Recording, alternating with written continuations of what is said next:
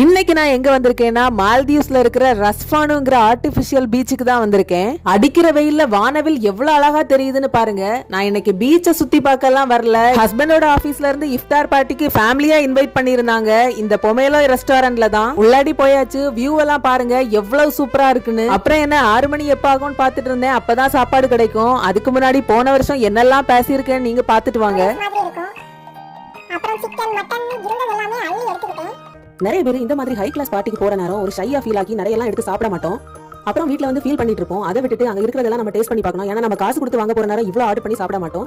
இந்த வாட்டியும் அதே மாதிரி தான். நம்ம யாரையும் பார்க்காம நமக்கு தேவையானதெல்லாம் எடுத்து சாப்பிடணும்னு எல்லாத்தையும் எடுத்துக்கிட்டேன்.